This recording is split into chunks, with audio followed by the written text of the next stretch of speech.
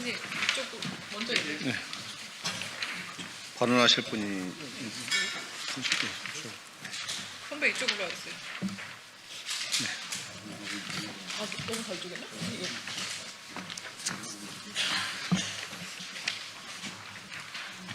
발언해야 되죠.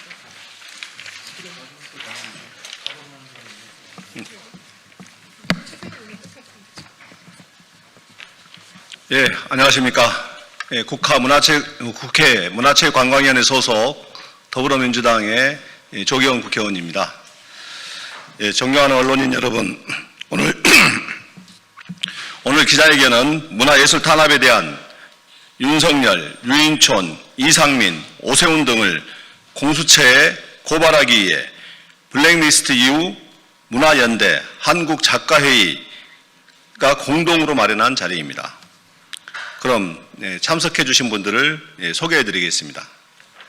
먼저 사회를 맡아주실 김재상 문화연대 사무처장입니다. 발언은 강신한 변호사, 민변문화예술 스포츠위원회 변호사님께서 맡아주실 거고요. 그리고 정윤희 블랙리스트 이후 총괄 디렉터, 이원재 문화연대 집행위원장, 반갑습니다. 송경동 한국작가회의 사무총장께서 해주시겠습니다. 기자회견문을 낭독하실 하장호 문화연대 정책위원장, 김한영 한국작가회의 사무처장입니다. 오늘 기자회견의 의미가 널리 알려져 문화예술의 자유와 권리를 지켜내는 계기가 되기를 바랍니다. 이제 문화연대 김재상 사무처장님 나오셔서 기자회견을 시작하도록 하겠습니다. 감사합니다.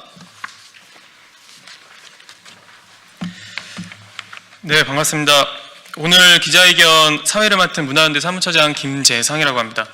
먼저 이 바쁘신 와중에도 자리해 주시는 기자분들에게 감사 말씀드리고, 오늘 자리 또 마련해 주신 조기현 의원님과 의원실에도 감사 말씀드립니다. 오늘 우리는 대한민국 문화예술을 검열하고 억압한 가해자들의 엄벌을 촉구하기 위해 이 자리에 섰습니다. 정부가 바뀌었지만 블랙리스트 문제는 아직도 해결되지 않았습니다. 특히 블랙리스트 국가 범죄자들은 자신들이 배제하고 억압했던 문화예술계 현장으로 돌아와서 여전히 요직을 차지한 채 권력을 행사하고 있습니다. 이에 고발인인 문화연대 블랙리스트 이후 한국작가회의는 직권남용과 권리행사 방해를 통해 문화예술의 다양성과 표현의 자유를 침해한 윤석열 전 대통령, 이상민 전 행정안전부 장관, 박보균, 유인촌 전 문화체육관광부 장관, 오세훈 서울시장, 임태훈 경기도 교육청 교육감을 고발하게 되었음을 밝힙니다. 오늘 기자회견은 다음 순서에 맞춰서 진행하려고 합니다.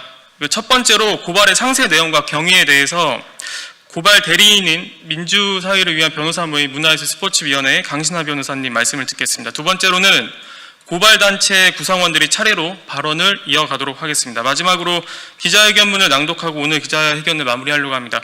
특히 오늘의 고발은 과거의 문제를 단죄하는 것을 넘어서 다시는 블랙리스트와 같은 국가범죄가 반복되지 않도록 블랙리스트 특별법 제정이 절실하다는 점을 강조하는 자리이기도 합니다. 그럼 첫 번째 발언으로 강신하 변호사님 모시겠습니다. 예, 강신하입니다. 윤석열 정부는 공정과 상식을 외치면서도 정부 정책에 반하거나 윤석열 정부를 풍자하는 문화예술 활동에 대해서 정부 정책에 대해서 반대한다는 이유로 차별을 금지하고 있는 예술인 권리보장법을 위반해서 검열과 보조금 삭감 등을 통해 문화예술인들의 표현의 자유를 침해하고 억압했습니다. 윤석열 정부는 한국만화영상진흥원이 윤석열 전 대통령을 풍자하는 고등학생이 그린 만화를 전시했다는 이유로 예산을 48% 삭감하고 부마 항쟁 기념식 당시 가수 일항의 노래 늑대가 나타났다라는 사회적 약자를 다룬 노래가 정부 정책에 반한다는 이유로 가수 일항을 공용자 명단에서 배제하도록 했습니다. 심지어 문체부는 초, 중, 고등학생을 대상으로 한 차세대 미래 관객 사업을 진행하면서 용역 제안서에 정치적 중립 소재, 특정 이념과 사상을 배제하도록 했습니다. 서울시는 산하 서울도서관이 위탁 운영하는 복합문화공간 서울아트책보고의 예술가 노동기획전에서 이태원 참사, 화물연대 파업, 우크라이나 전쟁 등을 언급했다는 이유로 전시물을 철거하도록 했습니다. 경기도 교육감은 노벨 문학상을 받은 한강의 작품 채식주의자 등 성교육, 성평등 도서 2,000여 권을 경기교육청 산하 학교 도서관에서 폐기 처분하도록 하였습니다. 이러한 윤석열 정부의 문화예술계에 대한 차별과 억압행위는 사상, 정치적 의견 등을 이유로 차별을 금지하도록 한 예술인 권리보장법을 위반하여 담당 공무원으로 하여금 의무 없는 일을 하도록 한 직권남용 권리행사방해죄에 해당합니다. 공수처는 피고발인들을 철저히 조사하여 다시는 이 땅에서 문화예술계에 대한 블랙리스트 망령이 부활하지 않도록 해야 될 것입니다. 철저한 조사를 부탁드립니다. 감사합니다.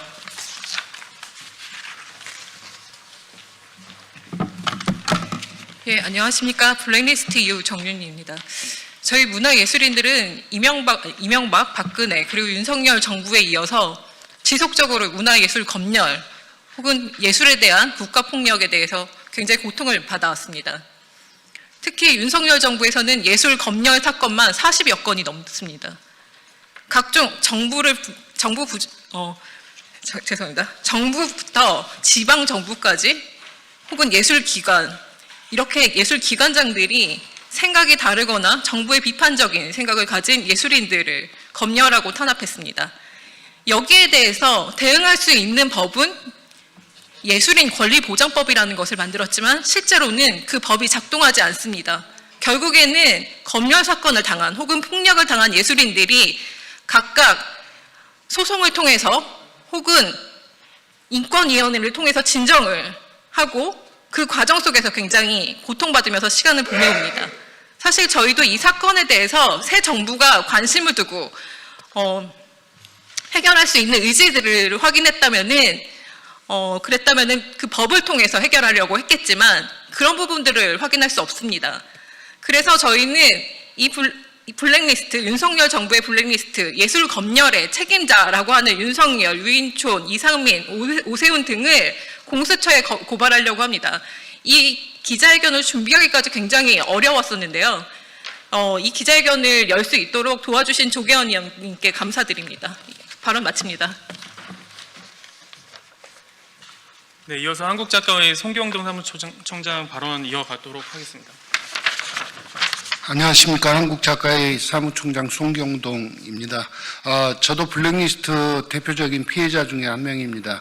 이명박 박근혜 정부에서 국정원에서 240여 명의 문화예술인 블랙리스트 중점관리 명단을 운용했었던 게 밝혀졌습니다. A, B, C 등급으로 나눠서 국정원이 관리했는데요. 저 같은 경우 24명의 A급 블랙리스트로 분류가 되어 있었습니다. 그리고 이어서 윤석열 정부에서는 잘 아시겠지만 서울국제도서전에서 영부인이라고 했죠. 김건희 씨의 발언을 위해서 현장에서 입틀막 1호가 돼서 대통령 경호처에 의해서 끌려 나오는 이런 블랙리스트 사건을 또 겪어야 했습니다. 그렇지만 이 모든 사안에 대해서 현재 대한민국 국가와 정부로부터 어떤 사과도 저는 받아본 적이 없습니다. 그리고 그 진상규명을 위한 어떤 조치가 취해졌는지도 아직 확인되지 않고 있습니다. 그렇게 이명박 박근혜 시절부터 지난 윤석열 정부에 이르기까지 수만 명의 문화예술인들이 위법한 블랙리스트 피해를 당해왔습니다. 현재 특검이 윤석열 내란 사건에 대한 진상규명을 하고 있습니다. 그래서 그 전부터 어떤 모의와 어떤 일들이 위헌 위법하게 벌어졌는지를 지금 조사 중인데요. 그중에 가장 중요하게 저희 문화예술인들은 좌파 척결의 대상이 돼서 지속적으로 고사시켜야 되는 대상이 돼서 수많은 위헌 위법한 블랙리스트 사건을 겪어야 했습니다. 그래서 내란 특검에서 먼저 함께 조사되어야 될 부분의 하나가 저희 문화예술인들에 대한 블랙리스트 사건입니다. 근데 현재 공수처에서는 이런 위헌 위법한 문화예술인 블랙리스트 사건에 대해서 지금 조사를 오고 안 오고 있는 걸로 알아서요. 저희가 피치모덕에 오늘 조계현 의원님의 이런 도움을 받아서 공수처에 직접 고소 고발을 하게 되었습니다. 이재명 대통령께서 문화강국을 얘기하고 있습니다. 문화강국의 1호 조치로 먼저 선행되어야 될 것은 저희 지난 시기에 좌파 척결이라는 기조하에 위헌 위법하게 탄압을 받았던 문화예술인들의 블랙리스트 사건에 대한 진상조사에 대한 조치한 명령일 거라고 생각합니다. 공수처 조사와 아울러서 저희 지난 몇 년 동안 계속해서 요청드리고 있는데요. 이런 위헌 위법한 문화예술인 블랙리스트 사건에 대한 특별법 제정을 요청드립니다. 마치겠습니다.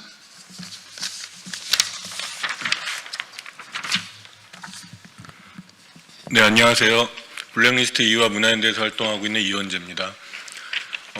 세계적인 작가 댄 브라운은 오리진이라는 소설에서 이렇게 말했습니다. 위대함은 책임감으로부터 나온다. 전 세계 시민들이 한국의 K컬처, 문화의 위대함을 주목하고 좋아하고 있습니다. 우리는 이 자리에서 그 위대한 K컬처에 우리가 이제 어떤 책임을 져야 하는지를 이야기하자고 이 자리에 섰습니다. 박찬호, 봉준호, 한강, 더 많은 작가들이 있는데 이 모든 세계적인 작가들의 특징은 뭘까요? 바로 블랙리스트 국가범죄의 피해자라는 사실입니다. 자, 여기 써있는 윤석열, 유인촌, 이상민, 오세훈, 이 외에도 지금 현직으로 있는 세종문화회관의 안호상 사장, 얼마 전까지 문체부 차관이었던 박근혜 정부 때 청와대에 있었고 윤석열 정부 때 문체부 차관했던 용호성, 이런 사람들의 특징은 뭘까요? 바로 국가 권력을 등에 지고 블랙리스트, 예술검열과 탄압을 자행한 권력을 등에 지고 나쁜 짓을 한 사람들은 공통자입니다. 블랙리스트 국가범죄의 가해자들입니다. 자, 저희는 블랙리스트 국가범죄가 반드시 해결돼야 한다고 생각합니다. 그리고 이거는 이제 단순히 문화예술계만의 문제가 아니라고 생각합니다. 그래서 오늘 우리 조계현 의원님과 함께 그동안 많은 활동들을 함께 해주셨습니다. 조계현 의원님이나 국회에서 이제 더욱더 지금이 블랙리스트 국가범죄를 비롯한 예술가들의 권리와 예술 탄압에 대한 국가범죄의 문제를 정확히 책임져야 될 그 골든타임이라고 생각합니다. 그 이유를 세 가지만 말씀드리겠습니다. 먼저 블랙리스트 국가범죄는 문화예술계만의 문제가 아닙니다. 이미 문화예술계로 시작해서 모든 부처와 모든 국가 권력의 블랙리스트 이름을 쓰는 거에서 알 수 있듯이 이것은 헌법이 보장하고 있는 표현의 자유와 모든 시민과 여기 계시는 소통관, 언론의 표현의 자유 이런 것들에 대한 헌법적 민주주의 질서를 지키는 싸움입니다. 그리고 심지어 이 유인촌처럼 이미 불법 계엄 때, 내란 때도 한예종을 폐쇄하면서까지 이런 내란 범죄까지도 연루될 정도의 민주주의 문제입니다. 두 번째로 블랙리스트 국가 문제는 블랙리스트 사안만의 문제가 아닙니다. 그냥 지난 과거에 그런 문제가 아닙니다. 현재 문화정치의 가장 큰 핵심은 부패하고 관료화된 문체부 관료 조직입니다. 최근에도 많은 일들이 있었죠. 낙하산 인사부터 시작해서 알박기 인사, 그리고 심지어 그 장관 인선에 개입하려고 여론 조작 이런 것까지 할 정도로 문체부는 지금 현장 모든 문화예술인들이 전국에서 문체부의 심각성을 이야기하고 있습니다. 바로 블랙리스트를 비롯한 이런 예술 탄압에 대한 국가범죄를 조사하고 바로잡는 것이 바로 문화정책을 바로잡는 거고 바로 문화정책의 미래를 만드는 것입니다. 마지막으로 그래서 지금이 골든타임입니다. 블랙리스트 특별법을 만들고 또 그것을 준비하는 블랙리스트를 비롯한 예술 탄압의 국가 범죄를 조사하는 그런 준비단위를 국민주권정부에서 시작해야 됩니다. 그리고 국회에서 그 법제도를 만들어서 반드시 바로잡아야 됩니다. 바로 박근혜 정부와 이명박 박근혜 정부의 블랙리스트를 우리가 바로 해결하지 않았기 때문에, 책임지지 않았기 때문에 이 K컬처가 위대한 시간에 우리는 이런 국가 범죄자들이 계속 등장하게 만들었습니다. 그것을 방지하기 위해서, 미래를 위해서 반드시 이 문제를 해결해야 된다고 생각합니다. 많은 관심과 보도 부탁드립니다. 감사합니다. 네, 그 시간 관계상 그 나눠드린 보도자료와 기자회견문을 참 참고해 주시길 바라고, 회견문 낭독은 생략을 하도록 하겠습니다. 뒤에 대변인 와 계시다. 네네. 네네네. 그러면 준비한 기자회견 낭독 진행하겠습니다. 문화연대, 네, 문화정책, 네, 낭독 순서는 한국작가회의 사무처장 김한영 선생님의 발언을 시작으로 하고, 그 이후에는 문화연대 문화정책위원장 하장우 선생님의 낭독으로 이어가도록 하겠습니다.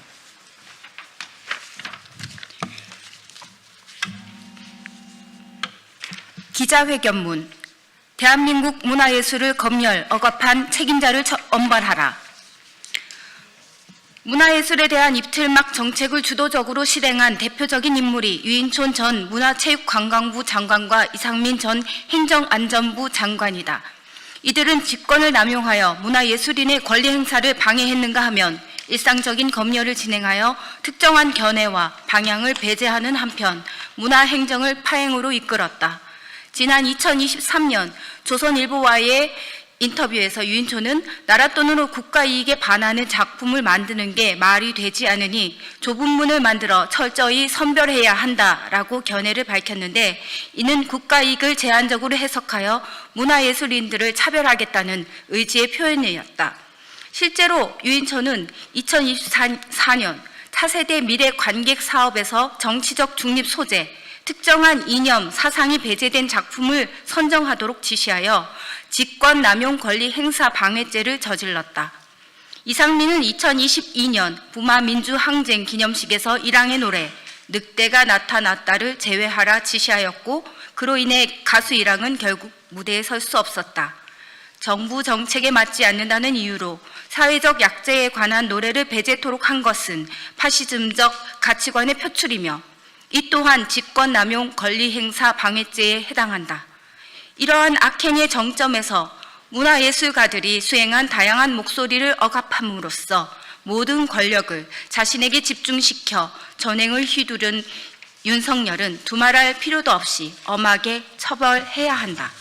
마찬가지로 오세훈 서울시장은 문화예술계 블랙리스트 국가범죄의 주범인 조윤선을 서울시향 이사로 선임하고, 블랙리스트 가해자인 안호상을 세종문화회관 사장으로, 폭언과 폭력 논란이 있는 송영종을 서울문화재단 대표 이사직에 임명해 문화정책과 문화행정의 퇴행과 파행을 초래했다. 오늘날 전 세계에서 K컬처로 불리는 대한민국 문화예술이 지대한 영향력을 미치고 있다. 백범 김구 선생이 바랬던 높은 문화의 힘을 가진 나라, 즉 문화강국으로서의 역량이 세계적인 현상으로 펼쳐지는 것이다. 문화강국으로서 대한민국의 역량은 정부 정책에 충실하게 따르는 상명하복식의 질서에 의해 확보된 것도 아니고 그러한 방식으로 확보되는 것도 아니다. 문화역량의 축적을 이끈 기본적인 동력은 새로움을 추구하는 문화예술가들의 다양한 상상력과 표현력, 그리고 자유로운 토론과 비판이 허용되는 사회 분위기였다. 문화예술 활동의 지속 가능성을 위한 기초 예술에 대한 체계적인 지원이 여기에 뒤따를 때 문화강국으로서의 토대는 더욱 튼튼해진다. 그러나 윤석열과 윤석열 정부의 문화예술 정책 책임자들은 자신의 정치적 견해에 맞지 않는 예술가의 자유를 억압하고 검열함으로써 대한민국 문화예술의 저변을 퇴행시킨 잘못을 저질렀다. 지원은 하되 간섭은 하지 않는다. 이것이 문화예술의 정책의 기본 원리이다. 이를 무시하고 예술가가 수행하는 표현의 자유를 침해하고 검열하는 행태는 독재 권력의 포갑일 따름이다. 우리는 이를 결코 묵과할 수 없는 바 윤석열, 유인촌, 이상민, 오세훈 등 책임자를 엄벌함으로써 대한민국 문화예술에 들여온 부정의가 다시는 반복되지 않도록 해야 함을 예술인의 이름으로 촉구한다. 9월 22일 문화연대 블랙리스트 이후 한국작가회의 일동. 네, 다시 한번 대한민국 문화예술 검열을 억압하고 배제한 책임자를 엄벌을 촉구했으면 합니다.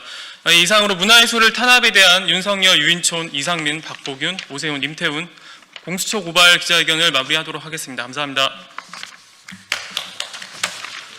수고하셨습니다.